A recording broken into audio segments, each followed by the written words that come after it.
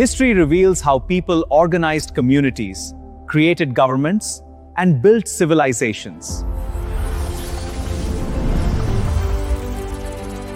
Understanding the past helps us better understand the present. Step into ancient India. Travel across 1,000 years of history. Witness the rise of kingdoms, empires, and ideas that shaped one of the world's oldest civilizations. In the first millennium BCE, many more settlements began to appear in the Ganga region. This tells us of a real shift in where people lived and where political activity was growing. Iron made a great difference. Iron tools made it easier to clear land and to farm, allowing agriculture to expand, and this became a key driver of social and political change. Archaeologists study painted gray ware, a pottery linked to the early Iron Age cultures of parts of North India. It helps them trace where people settled. Later came northern black polished ware, a fine, glossy pottery found especially in the Middle Ganga region. It points to a richer, more refined material culture. Both texts and archaeology tell the same story. More grain being produced, a greater variety of crops, and the growing use of iron implements. So what caused all this change? The key factors were iron technology, expanding agriculture, a growing population, spreading settlements, and control over land and trade routes. The word Janapada means the place where a jana sets its feet. It captures a great shift from an identity based on people to an identity based on land. This change, from clan-based groups to territorial Janapadas, took place roughly between 1000 and 600 BCE. Now, people identified not only with their kin, but also with a particular land. This gave political communities a clearer, firmer territorial base. Land now mattered greatly because agriculture supported the whole economy. Rulers and states needed control over land for both power and revenue. Trade routes grew valuable because they connected distant regions and allowed goods to move. States that controlled these routes gained great advantage. From about 600 BCE, larger political units emerged, called Mahajanapadas. They were richer and more complex than the earlier Janapadas. Our sources usually speak of 16 Mahajanapadas, among them Kuru, Panchala, Kosala, Kashi, Vatsa, Avanti, Gandhara, and the powerful Magadha. These were the major states of early historic North India. Magadha grew especially powerful, thanks to its fertile land, its strategic location, its rich resources, and a line of strong rulers. Magadha's steady expansion helped give rise to the Mauryan Empire, one of the largest empires in all of early Indian history. Vedic culture spread from the northwest into the Ganga plains. In time, this region itself became a major political and cultural center. Some Mahajanapadas were monarchies, known as rajas. They were ruled by kings and held a more centralized authority. Others were Ganas or Sanghas, often called republics. In these states, political decisions were made collectively, by many, rather than by one ruler alone. Far to the south, in the Deccan, the Satavahanas ruled for about 500 years, from the 2nd century BCE to the 3rd century CE. And in southern India, the Cholas, the Pandyas, the Keralaputras or Cheras, and the Satyaputras were among the important early polities. Ashoka's inscriptions actually mention the southern polities. This shows us that the great northern empire's records were well aware of these distant regions.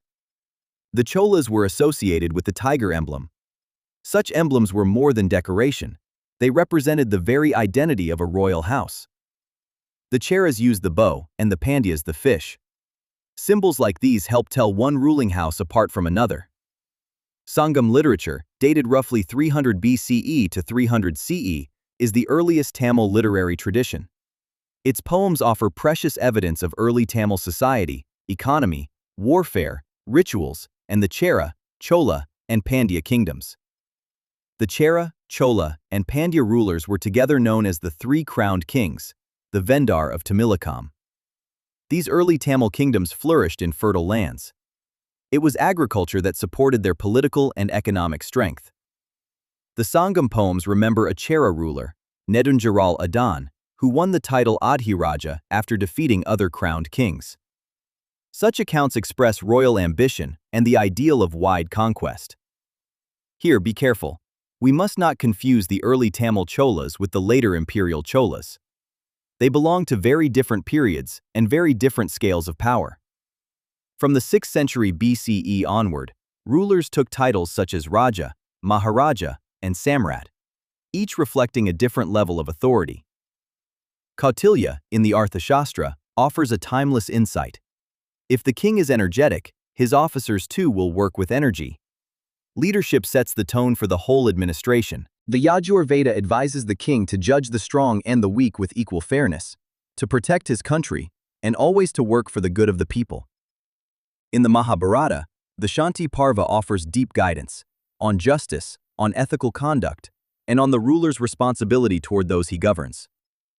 The king had to protect his people from enemies outside and from disorder within. Security was one of the core functions of kingship. The king was also expected to administer justice in cases such as theft, robbery, abduction, and other offenses. Punishments for serious crimes could be severe. This reminds us just how important the maintaining of order was thought to be. Kingship was often hereditary. Yet the texts also mention kings being elected and even expelled, a sign that royal authority was not always absolute. Early rulers imagined authority far beyond their own kingdoms. Ideas like Jambudvipa, Bharatavarsha, the Ashvamedha and Rajasuya rites, and the Chakravarti Kshetra expressed a wide geographical vision, the ideal of sovereignty over much of the subcontinent. The Ashvamedha and the Rajasuya were great rituals that expressed royal power and sovereignty. They joined political authority to ritual legitimacy. The Arthashastra describes the domain of a universal ruler, the whole land that lies between the Himalayas and the sea.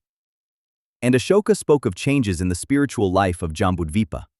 It reveals a broad and inclusive view of the entire subcontinent. Sangam tradition tells of a Chera king who marched all the way to the Himalayas.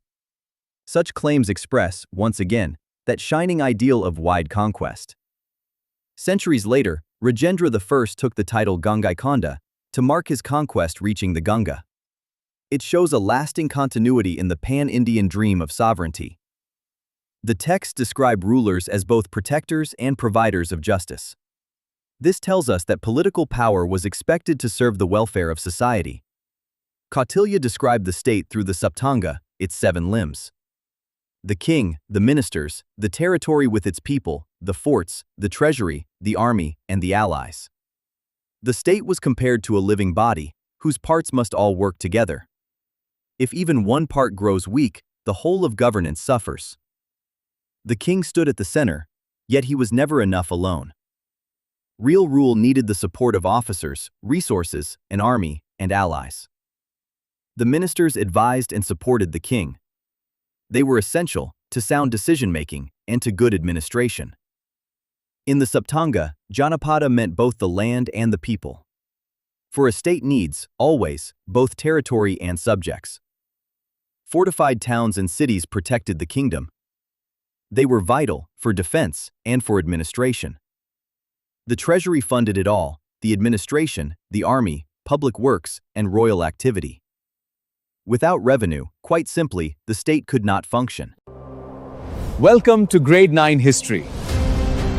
Today we explore state and society up to 1000 CE. Discover kingdoms, empires, governance, and the foundations of ancient Indian civilization. Early Vadi society was organized into janas, or clans. A Raja led and protected the people. Governments depended on leadership, cooperation, and community participation.